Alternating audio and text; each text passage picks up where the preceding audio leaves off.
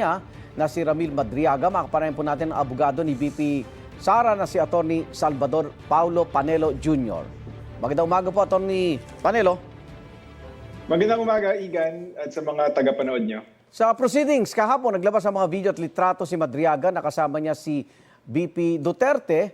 Patunay raw na magkakilala sila. Hindi pa ba sapat yun, Atty.? Hindi. Actually, Igan, kami nga ho ang nag-supply ng mga litrato na yon. Doon sa perjury complaint pa lamang, inunahan na po namin siya para mapaliwanag na yung mga ganong klaseng litrato, hindi po yun pwede maging pruweba na magkakilala sila. Bakit? Kasi puro sa kampanya po yung pinakita niya. At kunyari, isahin na po natin yung Zoom meetings or virtual meetings. Talagang ganun po ang paraan noong mga panahon na yon na makipagkita sa mga supporters, sa mga volunteers para sa kampanya dahil may pandemic po ng mga panahon na yon. Hindi ba po? Tapos yung mga Zoom meetings po na yon, maramihan po yun, hindi yun one-on-one meetings with Ramil Madriaga. Tapos yung pinapaulit-ulit kahapon, yung happy birthday Sir Ram, di ba?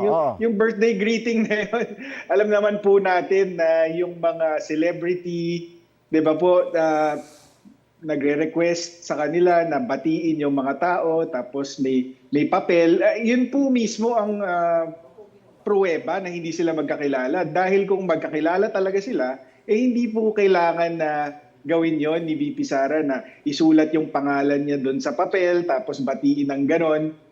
In fact, bago pa man lumabas yan, kahapon, nakita na natin yan sa social media at nakausap na po natin mismo yung tao sa opisina ni VP Sara na kumukuha ng mga birthday greeting na yon, yung nag-shoot mismo ng video at papatunayan niya sa isang testimonya na ginagawa lang ni VP Sara yon sa mga taong hindi niya kilala.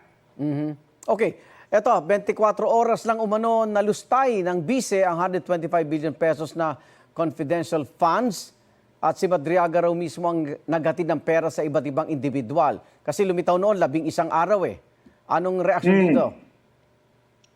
Considering the source, which is Ramil Madriaga, tingin po natin kasinungalingan lahat yan. Kasi wala naman po talaga siyang involvement at all doon sa confidential funds or kahit anumang in any capacity. Hindi naman siya nagsilbi bilang trabahante ni VP Sara. So kasinungalingan po niya, po lahat yan. Ang gusto ko po iparating sa mga kababayan natin ay yung mga mabibigat na alegasyon niya laban kay VP Sara, pati na rin kay Pangulong Duterte, ang problema sa kanya, wala siyang ebidensya. 'Di ba? Yung mga delivery umano, puro cash. So wala siyang pruweba. Kahit picture, wala. Yung mga instructions, puro verbal or over the phone, na prepaid phone pa ang gamit, so hindi ma-verify. So ibig sabihin, hindi niya mapapatunayan. At convenient para sa mga sinungaling na wala naman talagang ebidensya. Ngayon, Igan, baka sabihin, illegal na activity yan, kaya sinadya na hindi matetrace. Okay. Diba? Okay. Pero dapat may ibang batayan. Anong halimbawa ko?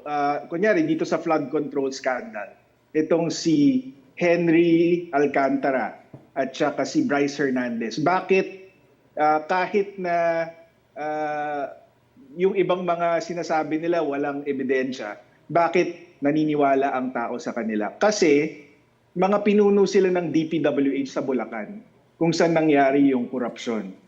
Sila yung mga opisyal doon, sa kanila dumadaan yung pera, sila yung nag-a-award ng kontrata. So meron silang personality at impormasyon para sabihin yung mga yon. Pero si Madriaga, hindi naman po siya konektado kay Vice President Sara eh. Outsider po siya.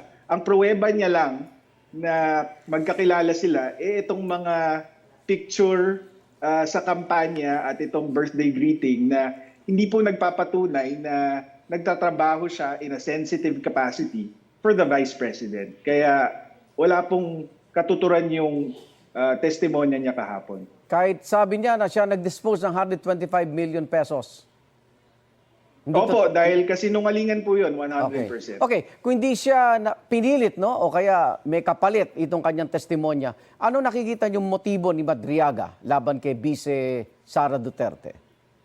Actually, dun sa perjury complaint, Tigan, na napakita na natin yung motibo niya. Okay.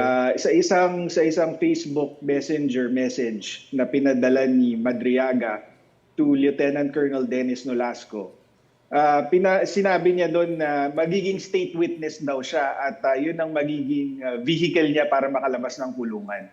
So sinasabi niya doon sa text message na, Colonel Nolasco, sabihin mo na lang, bumaliktad ka, sabihin mo na lang na sa akin mo binigay yung confidential funds at ako na lang magpapaliwanag kung saan ko dinala. Kasi ako, hindi naman ako makukulong kasi magsa-state witness ako. So yun po ang motibo para makalabas po ng kulungan. Okay.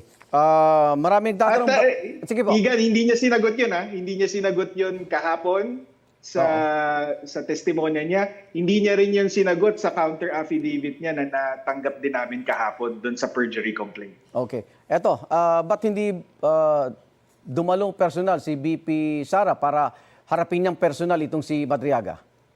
Unang-una po, hindi po kinakailangan dahil si Ramil Madriaga na po mismo mag-isa ang sumira sa kredibilidad niya. Dahil yun nga, wala siyang mapakitang ebidensya, puro laway lang ang puhunan niya. Pangalawa, kung napansin niyo kahapon, nagmoro-moro yung mga miyembro ng House Justice Committee na kesyo hindi daw pwede mag-probing questions. Paano po mako-confront si Madriaga? So, ibig sabihin, kung nag-attend man si VP Sara para kumpontrahin tong si Madriaga, tanungin at palabasin na nagsisinungaling siya, hindi rin siya makakapagtanong. Okay. Kasi kahit mismo yung mga tanong ng mga House Justice Committee members, hindi pinayagan ni Chairperson Luistro. Okay. So, wala pong punto. Attorney Panelo, yung waiver, hindi ba kayo nababahala doon sa bank account ni Madriaga? Walang katuturan kasi sabi niya ginawa daw siyang dummy ni PRRD. Tapos yung accounts daw nasa pangalan niya. So kapag nag-sign siya ng waiver, anong mapapatunayan nun? Ang mapapatunayan lang is yung bank accounts nasa pangalan niya at kung anong laman ng account. Hindi yun mapapatunayan na kay PRRD galing yung pera. 'Di ba? Kaya katawa-tawa it was a spectacle, it was a performance na base sa kathang isip at gawa-gawang ebidensya. Maraming salamat, Atty. Salvador Paulo Panelo Jr.